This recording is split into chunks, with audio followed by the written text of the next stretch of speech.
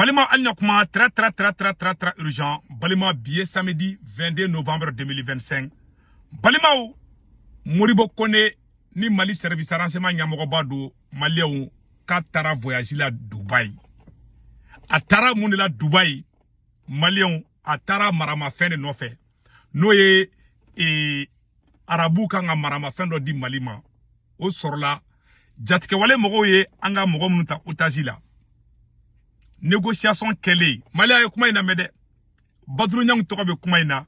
Malia bi video toka de ko film terminé Moribo Kone dogo kataka Dubai Malia ambe orom na ko bi négociation kera ka Emirati mogo ka mogo mumbe kolu blani iranien nunu négociation totala ban fo Dubai di Jatke wale mogo nunu oluku mogo be marama fen toni damanamana Bina jaraka mogo ye marafaw ni droni chama soro o kera semaine passée konana sisan Mali fana ka part de kanga dama sisan Moribo Kone tara Dubai odila meka kuma fara mogo chama ta kalama de nyore fana Malien kele sera niveau mina enjiga be ka taso ngo kungulumo de be seku tungara famia nebe kuma chama fa be bal mogo la me tiens donde mais chama kule la meyele quoi Malien Moribo Kone ndar ni Moribo Kone na kunu be bide mais kunu sufe keni kuna sini wantara wala kuna sini akumbe Dubai de ndar na bide parce que voyager nga telin quoi mais Moribo Kone ken be akumbe Dubai atale Dubai Malien kodo de kara obena yele quoi u kelenga négociation ke yaro négociation konana Arabu ka mogo munu minana jatika wale mogo bulu war baden de dira ma fana ngo Mali Assimi Goïta ni Moribo Kone ngolu fana war do soro otazi ka libération na u ye do soro u ye war do soro sisa tero de ko ka marfa chamandi oluma pour que oluka seka otazi bla marfa ni marama fin chama kwa les munitions o ton damanama diruma o temena an kɛrɛfɛ jamana dɔ fɛ olu ka taa sɔrɔ de bina jara ni marfa kura caman sɔrɔ ye warba fana sɔrɔ Mali fana war sɔrɔ a fɔ Moribo Kone war sɔrɔ sa kɛ sinon an ma bila Mali kɛsu la voilà olu ka part mun sɔrɔ olu Moribo Kone ni Assimi Goïta u ka part sɔrɔ sisan jamana kelen mun ko ku bɛna marfaw ni munitions ta ka di jatigɛwale mɔgɔ ma o Qatar kelen o ye promesse ta Assimi Goïta nunu ye marama fen ne jumɛn ko mena u kalansan non ko drone avec des matériels d'écoute téléphonique marama fen munu ni bi se ka écoute téléphonique ni fon kenai les matières électroniques Moribo Kone de voyagera kata Dubai o kola Malien ni marfaw ni ko be ngena bo jone kan voyager ministre de la défense ou bien état-major mogo do de kan taula ne ma fanyena ngoni fanga en konna ngo nyagami de kelendu Assimi Goïta ni Moribo Kone de ka Mali armée diriger bi ça do kamara te ka diriger de me ka tiende fana maintenant mu de kera Moribo Kone de ko ale sigito be dani batulu nyange batulu ko petu kalitena Malien Malien no kabako be dugu kono Moribo Kone sera Dubai ko batulu kanga sike kana malla Malien batulu be oro nabi batulu bolle no de Malien batulu nyang bolle no folo a soutelendu Malien ko do kalendu autorisation ne madia ko batulu nyang keleme ka kodo de nyagami chena atigi ko ngana fofolo bon ni ga radari ko kiga na mufo ni afo ite information to soro quoi men kali alala Malien ça ne va pas Assimi Goïta batulu wole kaka na batulu mana batulu ko petu kalite na le malla folo Malien ko jajugu ko o nyogo lebudi ko wara be netan ndadu la batulu dale fle batulu ba nembe kala de Moribo Kone fana ko kaliti ko do batulu la Moribo Kone be Dubai ndaro nana bide ou be kunde mais kunu ken ne be nda erna akumbe ni mafli ne woleli ke kabi do Moribo Kone be Dubai ambe na ko bi non seulement fin flakera on est dabaliba batulu tieni dore dona batulu kun ou be business ou de la quoi akaye sa ngana ta fo maleo na janfa ke na jamana don jafa ala ti barka do la asimi be nyina ko gelen ko quoi mo ni funde sara revolution ina quoi mama revolution jafa ala ti barka do la ne se ko tungara be ka kuma fefo ma fa na me ka kuma fefo aw nyina tani do kele maje nin tem faso fana fe ala kana sutara de mo fana do mo danga do dongodo ne se ko tungara faso de njugude ala kan lebu dongodo mais ni même faso fe me fe faso ka clean ala kan ke kalu yelingi ala beka ko amina nasimi go tabe tien de kamaliko la ala ka asimi sangorota mais nasimi be galonga ala ka libu e malion do wu flata te mo kande abe fodi do mako halala do wu c'est ça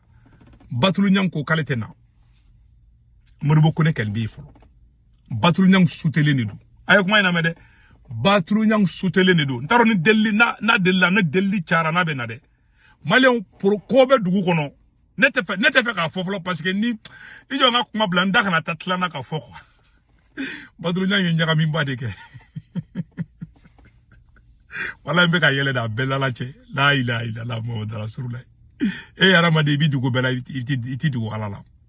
malion muribo kone kan be dubai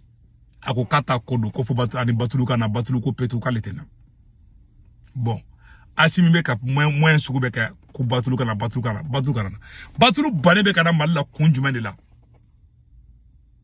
video wala meno fo me ngara dal deli quoi ako ko ngana fo de ko ni afo tro kambe kele o de nte fe ngara dar ka kele nu def la ka kuma top kuma de fo yana jigila tigero dale be batulu ka fo ka fargam blala batulu nyang jigila tegele mi be asimi sunguru batulu nyang malen jigila tigero dale mba ka bo aklima a jigila tigera muribo ko ne jigila tigera asimi ko ta jigila tigera uira ngina na hali bina jara ko bi ko kelembu la ka jugu ni bina jara ko yi voilà donc mbe dan woro fara c'est waro ko de do malion no mena abaka kola ala bi nani kodo ede donc au problème di bi 600 côté du mena na fora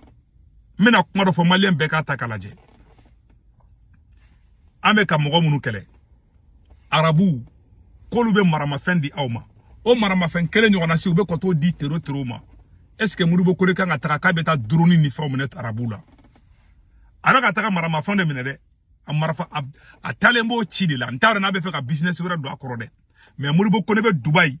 ku kanga livraison de munitions do ke drone bala matériel d'écoute téléphonique ou fana bala abe ka to mine arabu dugu de la bedum ba do ni marafatiki ni chama flene arabu ni chama ne bu ko fe ako gani flede angene ni information de sur ngabe boka ni fo ngena mais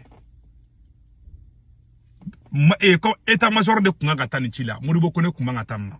aw agli bala turki drone ko la muribo ko ne milliard chama chouin ola fempe muribo ko ne ni asimi goita de kera ka sado remplacer ça do be ka munde ga fui ni chite na fara ko sado kera ina fo ko barake dendi sa quoi sado de betara ou be sado chia beta dugula men na sera wor ko roma asimi goita ni muribo ko ne de bo gérer ça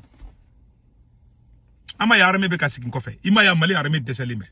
muribo ko ne de be an ala cha jamana jumenyi ka état major tui ka ministère de la défense uniforme betui ko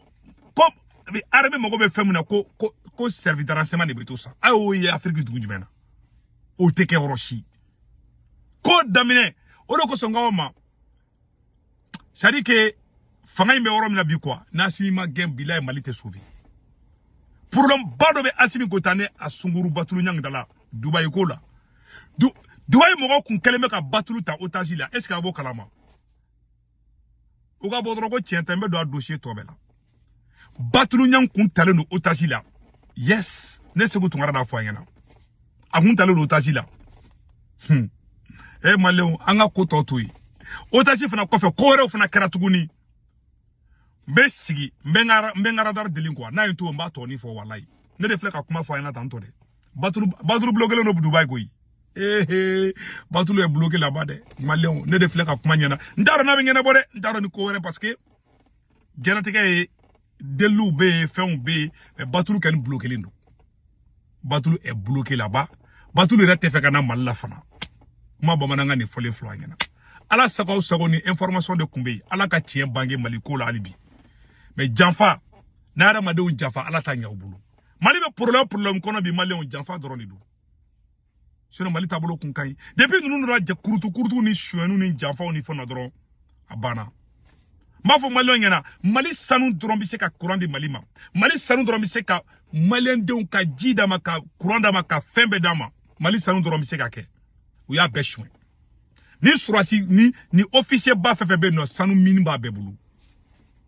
a ka ɲi bɛ vidéo bila Maliens minnu bɛ Faransi, Italie, Espagne, Angleterre, Amérique, Canada ka wari ci ɲɔgɔn na bɛ Senweb application télécharger n'a Senweb application télécharger a bɛ ne ka kɔrɔpɔrɔmo don urgent dɔrɔn 10 € bɛ na o y'a yɛrɛ ta ye o kɔfɛ a b'a ka banque information bɛ don a somɔgɔw bɛ Mali la Sénégal, Côte d'Ivoire, Cameroun a b'olu ka orange